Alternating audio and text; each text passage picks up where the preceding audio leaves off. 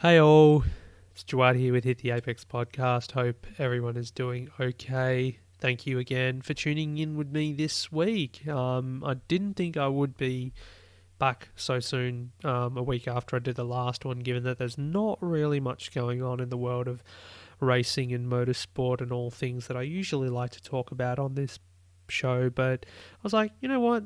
Let's throw everything out the door. Well, not quite, because I kind of need that stuff if things do get a bit hairy, more hairy than they already are at the moment. Yeah, I just wanted to kind of do this one to quickly gloss over what is going on at the moment as far as F1 is concerned and some other racing categories that we usually talk about, but also more importantly, like just give a friendly voice to anyone who needs it at the moment. I understand there's going to be quite a few people out there, a few of the listeners who may be stuck in isolation at the moment or are working from home. It's not a good situation, of course, all due to the pandemic that is COVID 19. I think, a lot of us, including myself, are kind of sick of hearing the term COVID 19. And it's funny because a lot of people, when you listen to official press releases and on the news and everything as well, and even work related stuff, it's referred to now as COVID 19, whereas before everyone was colloquially saying coronavirus. So I think, the corona part is gone, and we're all very much referring to it as COVID 19. So, it's strange times, I gotta say. Seeing all the roads empty and public transport as well. So, me, as far as my situation is concerned, I'm still going to work. We're still required at work, at the shop. We're on the front line still. That could all change, any day. It's been a rough, last few weeks, I guess. Or last week, you could say. 12 days, yeah, I think something like that. Just trying to put measures into place to keep all the staff and everything safe, as well as customers as well.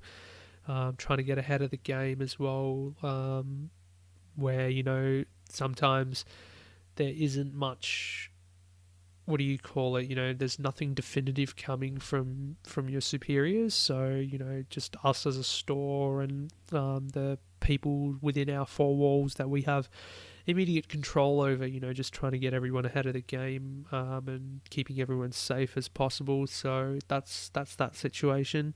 It's what do you call it?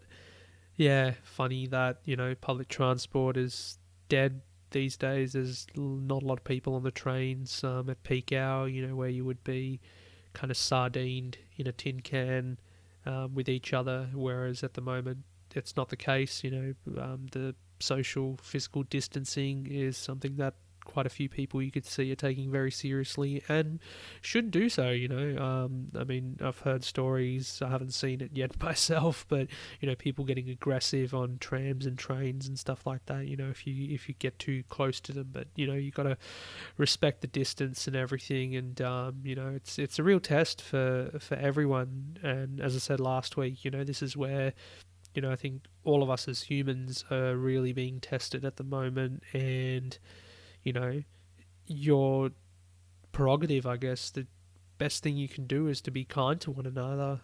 Don't lose all sense of humanity because of something like this, a pandemic like this. We can all kind of overcome it, and try and carry on with what we do day to day, even though things have changed quite dramatically. I think about the people who have been made redundant or unemployed as a result of this, all those people who don't have any source of income now because, this is basically ripped through their place of work or forced their place of work to shut down.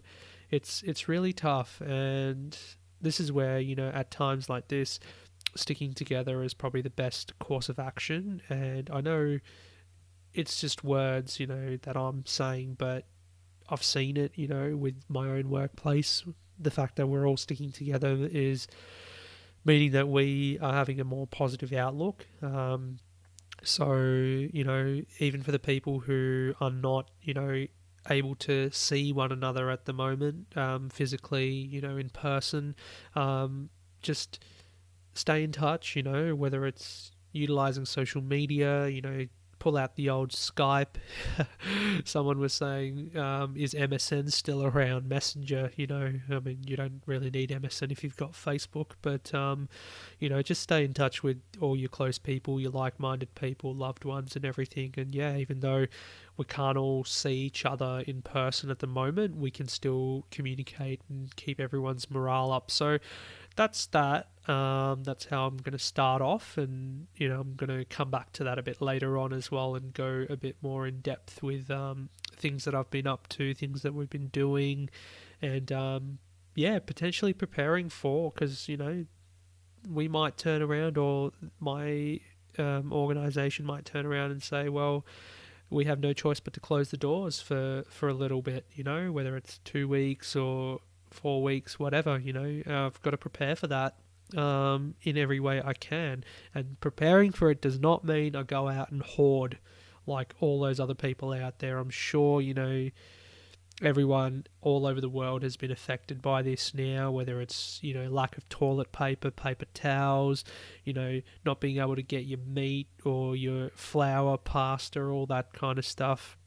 I was listening to Dino and Chris on the Regen podcast earlier today, their latest episode, and Chris talking about how he ended up with gluten-free pasta and he's not quite a fan. So yeah, that was like me with the vegan substitute for chicken last week, and yeah, I kind of felt a bit ill in the stomach for a couple of days after eating that. So I know where you're coming from, Chris. So yeah, but yeah, preparing for staying at home or going into isolation doesn't mean just hoard everything. If anything, it should force people to be a bit more smarter about how they ration out. I mean, I'm sure not every Tom, Dick and Harry suddenly knows how to bake.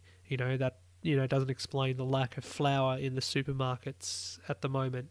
I mean, I admit that I don't know how to bake. The only things I buy flour for is for, if I'm doing pizza dough at home myself, which I really, really like doing. I make a bit of naan bread as well occasionally. Love a good garlic naan. Or even, breading for fried chicken, because I think I can make fried chicken better than the Colonel. Certainly a bit more spice in there, a bit more prominent with the spices and stuff. So, there you go. If you didn't know that already about me, I do like my my cooking and culinary stuff. I don't fancy myself as a pro, but it's something that I've enjoyed doing from a young age, growing up watching mum and dad in the kitchen doing what they do. From cooking food from their, from their heritage and our background, it's just great. So, maybe some new stuff to make as well, potentially, if I end up in isolation or whatever. So, there we go. Let's talk though about what further impacts this has had on the world of motorsport and, chiefly Formula One, because there has been some press releases and some releases that have come out, some news in the last 7 days since I did the last podcast about the calendar and all. So the latest event to be postponed was the Azerbaijan Grand Prix. So Baku will not be hosting the race in June as originally planned. The next race, I guess, that is in the firing line at the moment is the Canadian Grand Prix. So far we've had 8 races postponed or cancelled at the start of the 2020 season. And Canada at the moment, their organisers apparently have 2 weeks or something to decide whether they're going to go ahead with it or not. June does seem like a long time away still, but given that the situation globally is not really under control, and a lot of countries now are going into full lockdown, so just basically shutting down everything apart from like the absolutely bare essentials, which is, your supermarkets, your pharmacies and your clinics. There was even a thing from the health department here that here in Victoria, in Australia, that if they don't encourage you to just show up at the doctors if you're feeling sick. Better to call first, to get some kind of diagnosis over the phone or symptoms checked over the phone before taking the risk and going to the dispensary, because you can imagine that that'd be a hive, of people who are feeling unwell to go there. And the biggest thing to think about too is that we here in Australia, we are yet to head into winter. So I know it feels kind of wintry at the moment. This last week it's been rather chilly. Yesterday I had to wear 3 layers of clothing to work. I know a lot of you Brits out there will probably say, "Oh, that's warm weather, 18 degrees. That's like summer." It's like no. 18 degrees. It's rather chilly. I prefer the warmer temperatures. And I was saying to someone last night actually that I have gone through this whole summer at home and not had to use my air conditioner. Either I'm better handling the heat, or we didn't really have a hot summer. Who knows? So Baku, the latest, announced their postponement. Chase Carey obviously had to give a statement as well in regards to that. The F1 CEO saying that when the situation improves, we'll be ready to race. But when will that be, and what will the calendar look like after that? So last week I did say, look, I'm not going to sit here and speculate or try and do what other people are doing, because they need to publish stuff and write headlines, capture attention, blah blah blah. Just going to have to sit and wait it out, because either way you look at it, there's going to be huge financial loss. There's a financial loss everywhere in the world at the moment. No one is really making a profit off this. Formula One is like any other business that, you've just got to ride it out. Whether this means that heads have to roll, I don't think so. I don't understand the full story behind that, but there have been numerous reports from one particular source or one particular person saying that this is the end of Chase Carey and all that sort of stuff. Really, in the middle of all this, you want to sack somebody or tell them to get on their bike, given that they're doing everything in their power to try and get the season back on track. Because what if it takes more than 6 months for this to kind of stabilize and normalize? 6 months takes us into September, or October, or whatever. It takes us close to the end of the year, or 3/4 into this year. How are you going to do a championship? You can do a championship in 2 months or 3 months. You could do back-to-back race weekends. You could have like 8 to 10 races or whatever.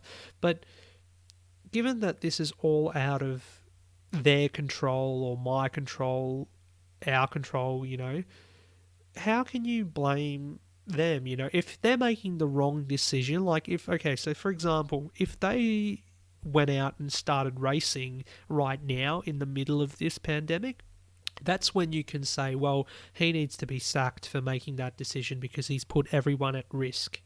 The fact that, they've come out and said, okay, we're cancelling or postponing all these races, we're shutting down the factories for a couple of weeks as well, to make sure that everyone gets their summer break now.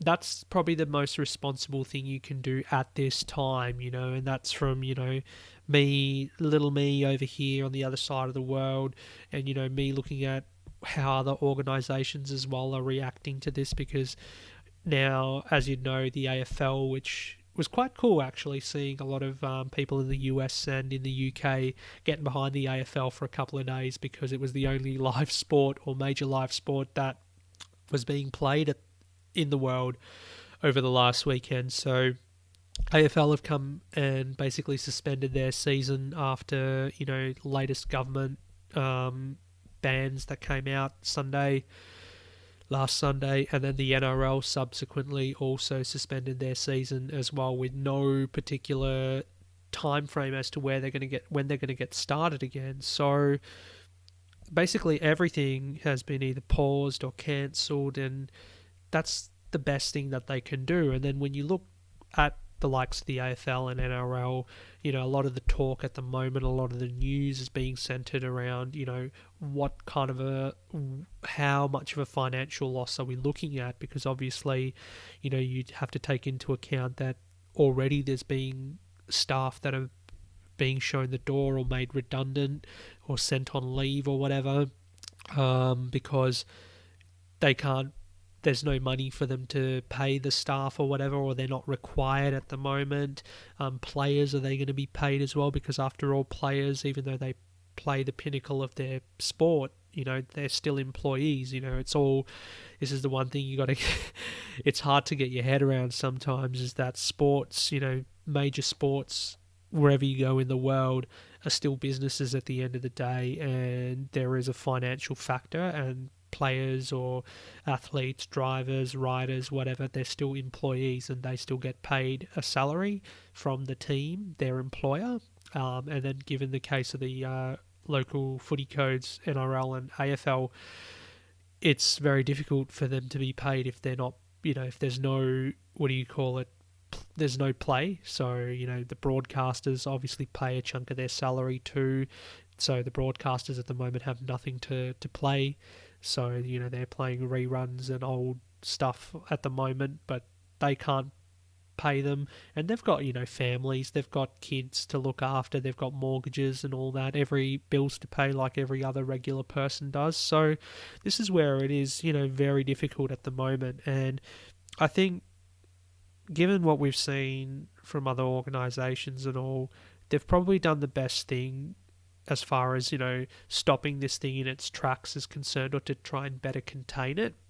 Because if we kept continuing, whether it was behind closed doors or, in the NRL's case, go up to country Queensland into an isolated location and, play all their competition there, it would only be a matter of time before there would be some kind of infection or outbreak in that particular area. So that's why, after just what I've seen personally as well, and all the things that I have kind of digested over the last 12 days or whatever, I feel that some kind of shutdown or a total shutdown might be the best thing to stop this thing in its tracks, and to try and slow the rate of infection as well. So it was kind of devastating hearing before that Victoria has reported its 11th death as a result of COVID-19. So, 11 people is still 11 people.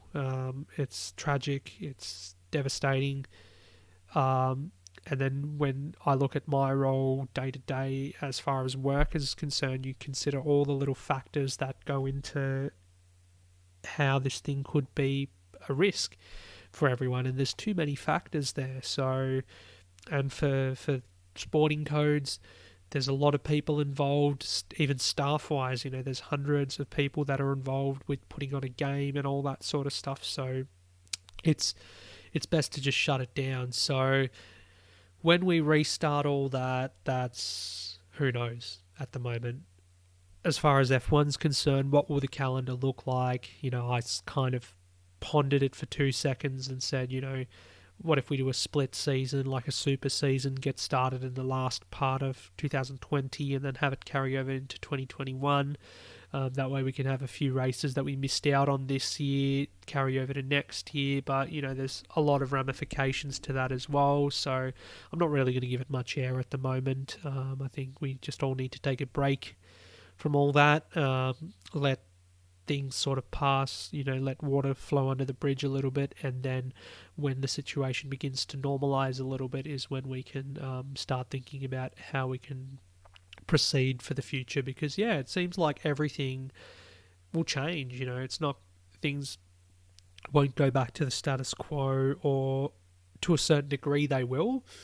It's I think, when we look back at this in 20 years' time, or, even 10 years' time, it's going to be, one of those major things in the world. You read stories at the moment, or you hear stories about people who've lived through world wars, and they're still alive today, and they're saying that this is way more, this is something above what they went through in the World Wars, World War One, World War Two. So it puts a bit of perspective on things, but at the same time, we still can stay positive and get through it. It was good hearing as well that the McLaren employees who were having to stay in self-isolation and they were quarantined here in Melbourne after the positive case ahead of the Australian Grand Prix. They're on their way home, which is good to hear.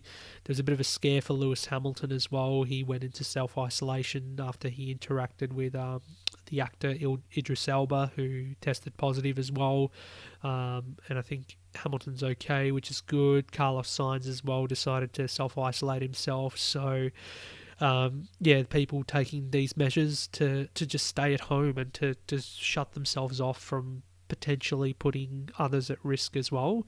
And this is where, the individual, it's not being selfish, and it's actually being selfless, where they're removing themselves as being a risk to society. Because, I'm sure you guys have seen little images and things pop up on your social media where, one person interacts with one person, but then, they meet with another group and it kind of just keeps spreading or whatever. So just taking that sort of stuff seriously at the moment is the best thing to do. Positive also to hear that teams in the UK, the F1 teams that is, are working on ventilators for the hospitals and everything, and for the people who are suffering the really bad cases of the virus. All these F1 teams with innovation and all this technology at their disposal to build the best race cars in the world have now pooled their resources to building hospital equipment, and to try and contribute to treating for these victims and everything who are struggling at the moment. So that's the kind of leadership I like seeing, when things are being done, innovation and all that sort of stuff, so the teams probably have a few engineers and whatnot, and research and developers at the factories or whatever at the moment, so very low risk for them, but the payoff will be really big, given that they're directly helping people who need it at the moment. And Walkinshaw as well in Australia are doing something similar. Ford in the US are also doing that for the hospitals, so it's really warming to hear stuff like that. And that, again, goes back to the idea of people being kind to each other. We've all got to be kind to each other in these times. Don't be an idiot. Don't push in line, or fight someone for toilet paper or something like that. Or in certain cases, I've even heard one of the supermarkets near work, someone got stabbed in one of the supermarkets. So that's really, I can't, it's disgusting hearing stuff like that. So there are people that are desperate at the moment and struggling, but we just can't lose sense of humanity. There's still avenues for assistance and people to get that assistance, so it's just all about being kind to each other and making sure everyone is looked after. So what are the guys doing then? What are the rest of the F1 guys doing then, now that we're in this situation where there's no racing, we're all in self-isolation? Well, a lot of them have turned to esports, which is great, because esports has been something that's been on the rise. I've always said that motorsport in esports is probably the closest esports can get to the real thing, given that you can have the full simulation set up, with the wheel, the rig, it's the feedback that you get as well from those steering wheels, and the setups and everything is, it's close to simulation, like the teams and drivers get to use at the factories, when they do their sim work for development of their race cars. So, we had Virtual GP set up by the official F1 group as well. There's Veloce Esports and a new publication called The Race as well, doing their own thing. So quite a variety of things out there. I haven't particularly watched any of the races in their entirety. I've just watched snippets and stuff, especially Lando Norris, who's absolutely been hilarious. There was one, I think, that the region guys made a reference to about that race at Daytona with the Porsches, and I think Lando was being an absolute troll, and I think he took out Max Verstappen or something, which he wasn't too happy about. So some good fun to come out of that. And even the Supercars Championship have announced that they're going to have an E-Series, which all the drivers are going to contest from the 8th of April. They're going to have all their cars that they have in the Real Championship in iRacing, because iRacing already has both the Ford Mustang and the ZB Commodore. And then, they'll probably have some other drivers, some sim racers join in too. So, yeah, pretty exciting if you're into that sort of stuff. I know I don't really...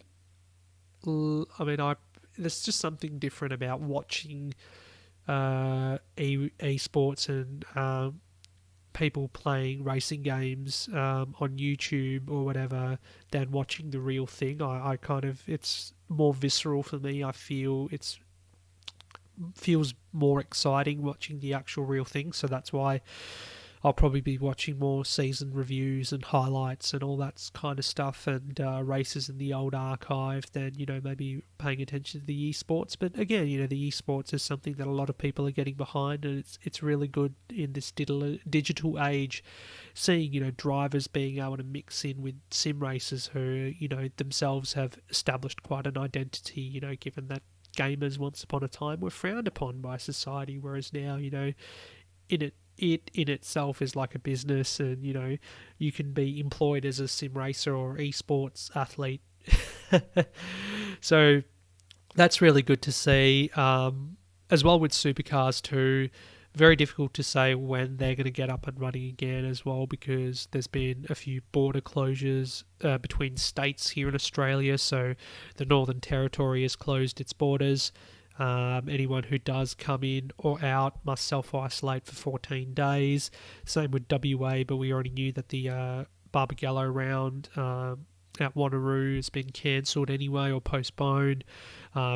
So, and South Australia as well have announced that they're going to close their borders, or they already have. So, and Queensland, another one. So, given that, bits of Australia are kind of shutting down or shutting its borders to other states, even for supercars, it might be a bit difficult to try and race at the moment. So, this is where the E-Series, I think, will keep everyone entertained. All the drivers involved, which will be great to see. So I might check that one out, but we'll see when the 8th of April comes. Talking a bit more broadly now, that's pretty much it with the racing stuff. I think I got nothing really much else to say. But just talking a bit more broadly about ways that we can deal with this, or ways to deal with isolation, and trying to keep your head above water and stuff. Best thing to do, listen to the health experts directly, messages from the World Health Organization, and also your own individual health departments that are run out of your government. Best course of action at the moment seems to be stay at home. I can't say that for myself just yet, because we're still physically going to work and everything. But as I said before, I've been preparing for... if I do have to go into isolation or take time off work, there is things being put in place. I've put in place as well. It's not like I've got nothing to do. There's plenty to do. I'll still be doing some work-related stuff as well. There's always design stuff that I wanted to do, to redo some of the sections and stuff like that at the shop. So, and who knows, might even sneak into the shop a couple of days. Me and my boss have already talked about it. We want to bust out the tools and start doing this, start doing that. It might be a bit easier to do it when the shop is closed. So, if we can still get in there, obviously, without taking any risks and taking all that into account as well. I'm not trying to be reckless or anything here. Encouraging everyone to do the right things. So if it's all within reason and boundary, there's no risks involved in it, apart from, hurting yourself using tools, power tools and stuff, I think, will be right. So I would like to do a bit of that. But also just stuff around here, going through old photos is always good. Photography that I've been meaning to just sift through and post up on Instagram even. All the media that we've got around you, digital media, physical media as well. A lot of people buying books at the moment, DVDs, catching up on, records as well, listening to quite a bit of music. Well, I do anyway. So, speaking of the music, got my hands on the new Polaris album. Polaris, a metalcore band here in Australia, released their second full album, The Death of Me. Bit dark, but it's really good. This first song, Pray for Rain, kind of the opening verse is like a summary basically of what's going on at the moment. And the lead singer's voice just so chilling, and it's there and it just kind of captures you and throws you into this really good mix of songs that are on this album. So really recommend it if you guys are into the heavier sort of stuff. I'm sure I'm going to be giving more music recommendations. I don't just listen to heavy music. There's quite a bit of variety in there too. We had a playlist on in the shop yesterday. Bit of Rolling Stones, Led Zeppelin, Guns N' Roses, Johnny Cash I'm quite fond of as well. We had a bit of Eurythmics, Depeche Mode as well.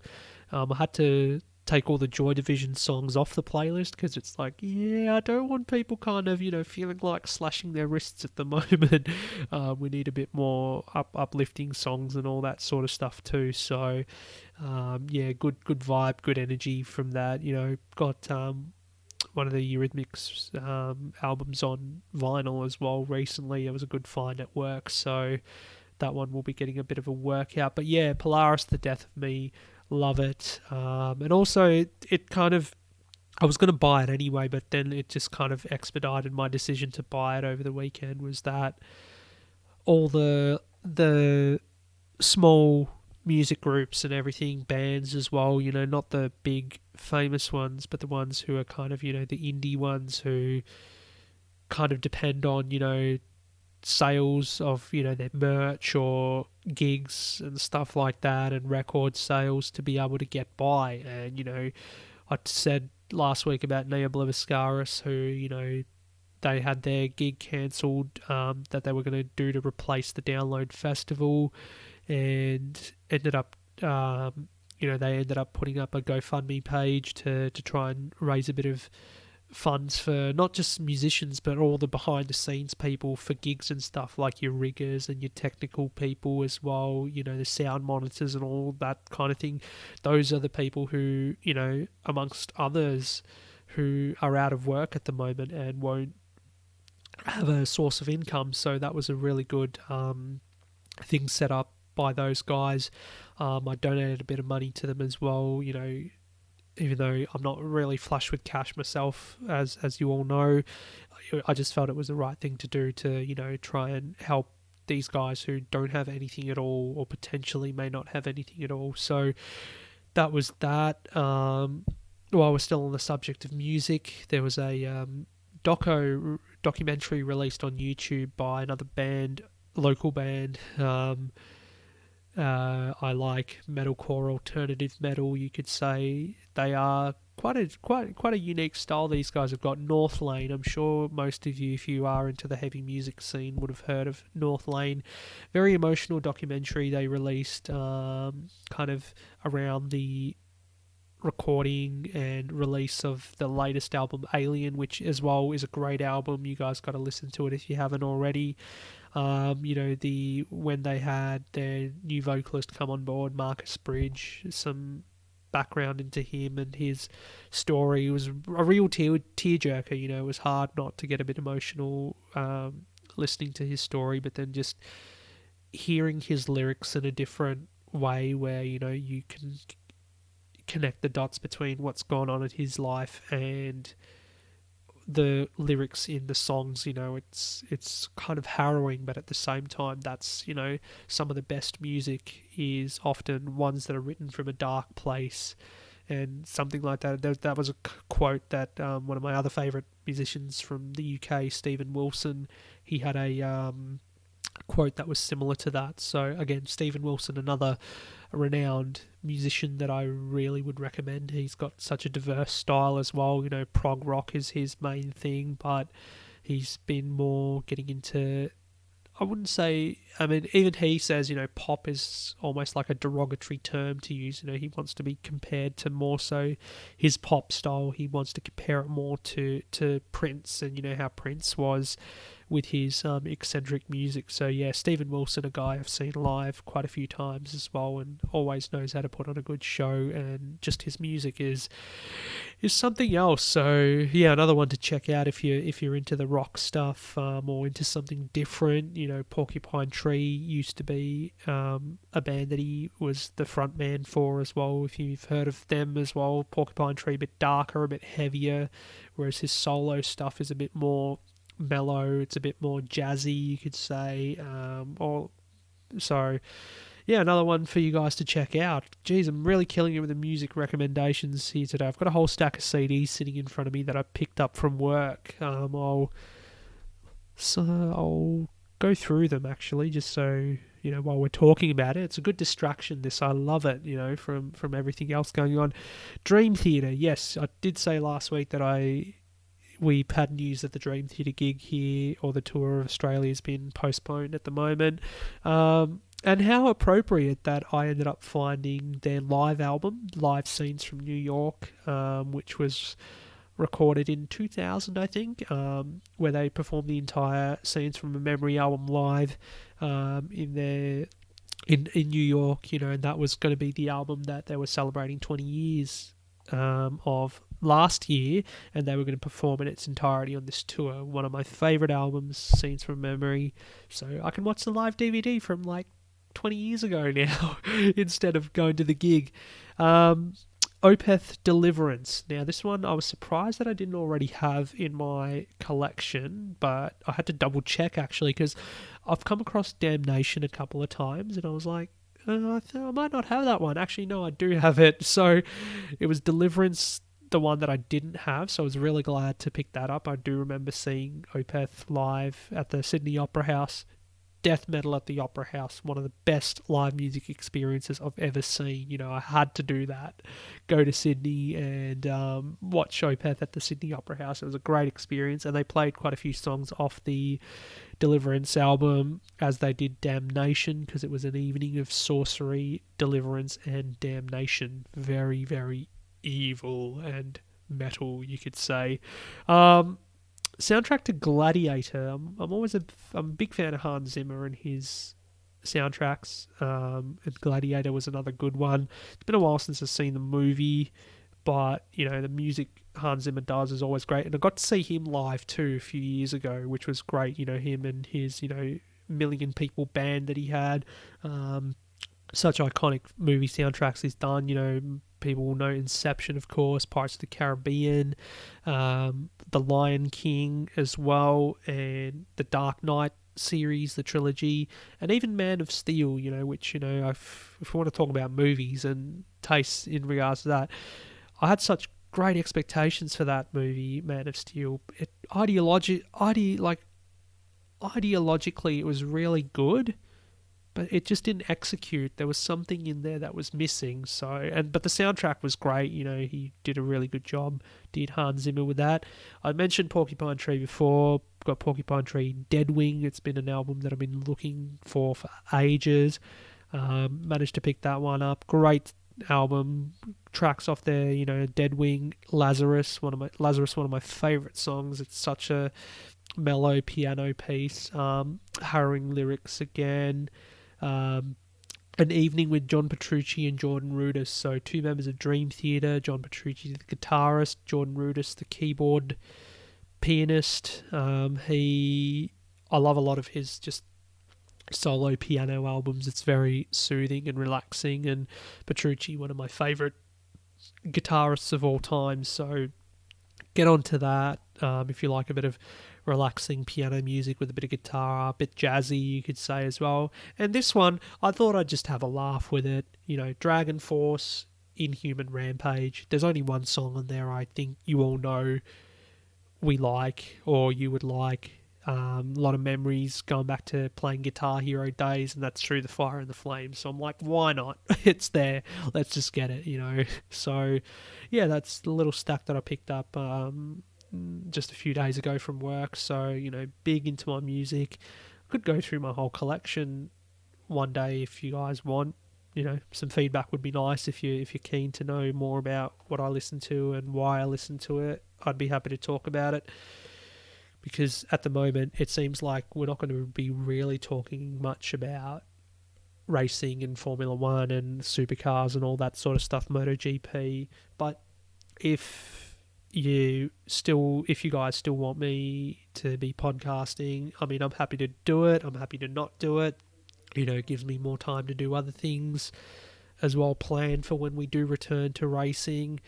But if you guys do want to hear me talk, maybe not every week, every couple of weeks kind of thing, just let me know what kind of things you want to hear. I've got heaps of movies I can talk about, TV shows, big into the Netflix and Amazon, as you already know, games. So I got my hands on Doom Eternal last week. I've been playing it, not every day, I played it quite a bit over the weekend. It's just,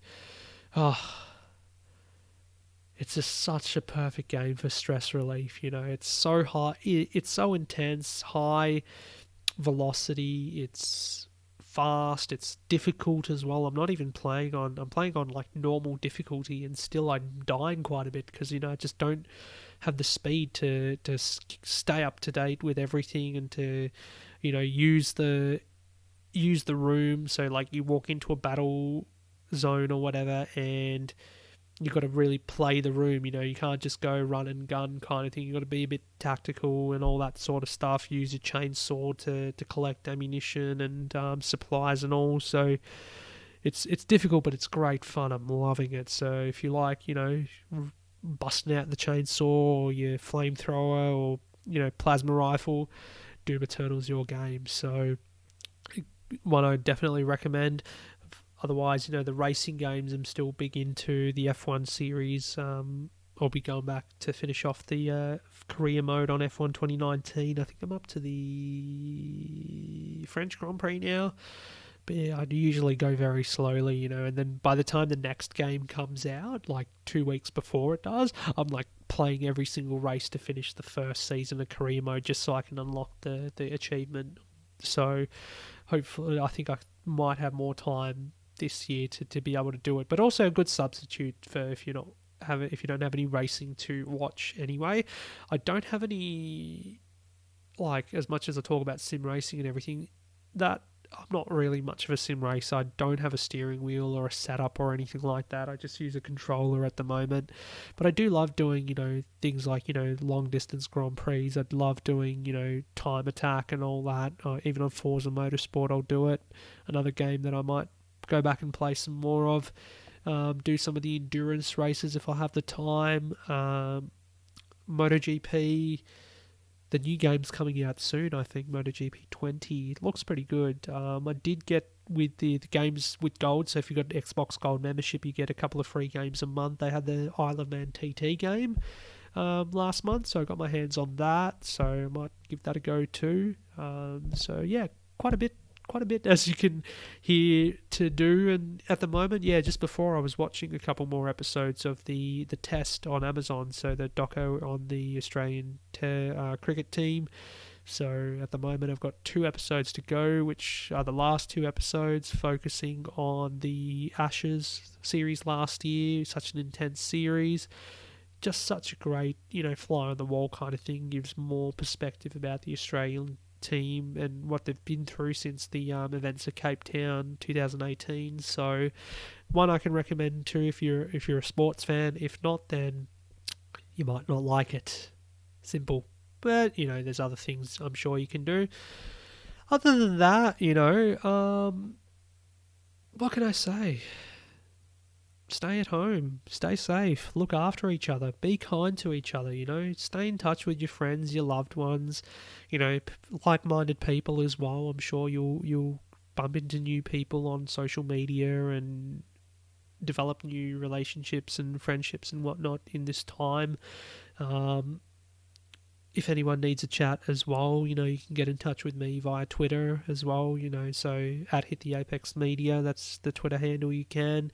It would be really appreciated if you want to give me some feedback about whether you want to hear more of this podcast while we have no racing to talk about, or if you don't even, that's fine. I won't record. I'll go and do some other stuff then in the meantime, because I kind of thought about it quite a bit last night. I was like, at the end of the day, I don't care if just 10 people will listen to it, at the moment, because it's 10 more people that might walk away from listening to it and feel a bit better about the situation than not, So yeah, it's who cares about how many views you're getting or listens or SEOs and all that sort of metrics, KPIs and everything.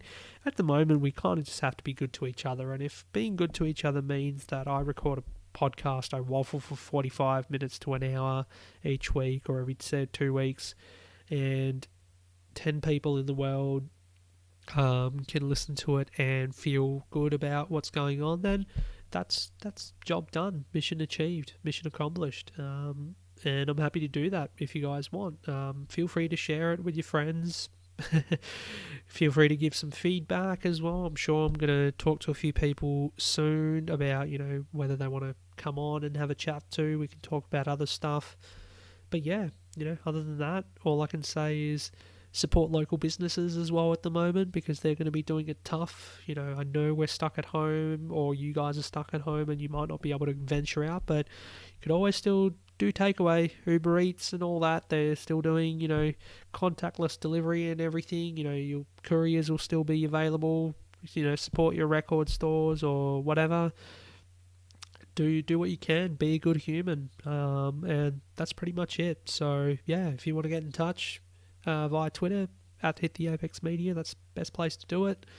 Other than that, I might not be on next week. I might be. You'll know via Twitter if I am. But other than that, take care, guys. Stay safe, stay at home, and be kind. See ya.